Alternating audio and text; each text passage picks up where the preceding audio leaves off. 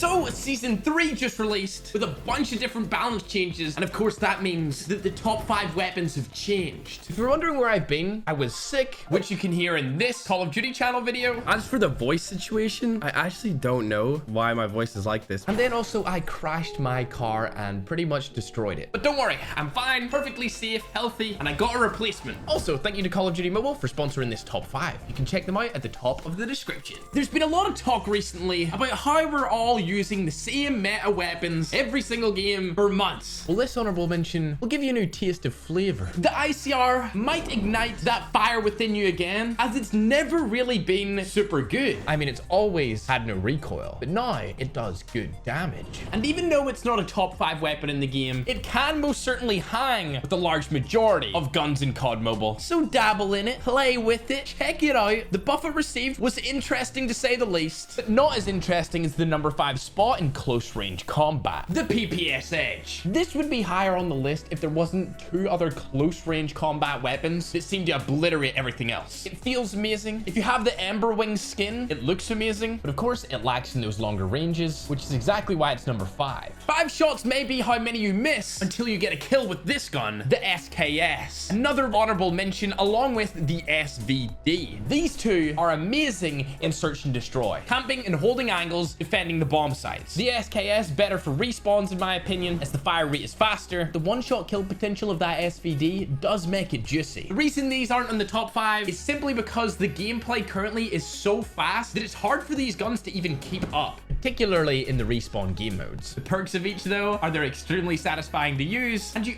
also might get an extremely lucky one-shot kill with either of them to get you out of a tricky situation. However, a gun that won't leave you in such a tough spot is the Type 25, number 4 in the list. Still one of the best guns in the game, even after the slight nerfs. It's versatile, it's good, close, medium, and even with an extended mag, far ranges. This Black Ops 2 OG weapon doesn't look like it's going anywhere anytime soon, and if you're already comfortable with it, you might as well stay along its side. Speaking of side, the side view of the Glizzy Goblin gun, aka the Mac 10, is one that I can't hold back my amusement for.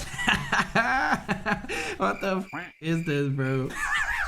I mean, just look at it. There is a banana coming out of the rear end of that gun. And then if you put your graphics up to the max, the detail is absurd. Somebody had to design this. Somebody has sat down on their chair on multiple days, multiple occasions, and decided, you know what? When we introduce this brand new SMG, the skin we're gonna bring out with it is a peeled banana. But that's not the best thing about it. That, of course, is how good it is close range. When I say this thing fries, I mean it. Putting everything else close range into a blender, fitting them all up, even if you're ADS. I don't have the statistics, but when I aim down sight on this particular weapon and then I run after doing so, I feel like I'm moving at the same speed, if not slower, when I'm running rather than when I'm ADS'd. COD Mobile, this just does not add up. I need an explanation. And some of you may need one after I place the CBR here, the number 2 spot. Slightly worse than the Glizzy Gobbler close range. Its versatility just skyrockets it into that 2nd place. And of course, since I do like going for nukes, I need something a little bit more versatile than the Mac 10. I mean, trying to shoot that thing across the map is just not it, especially when you're using ADS movement speed, normal movement speed, sprint speed, and ADS time attachments. The recoil doesn't help you out. Of course, the CBR will get beaten by the number 1 spot on this list, which is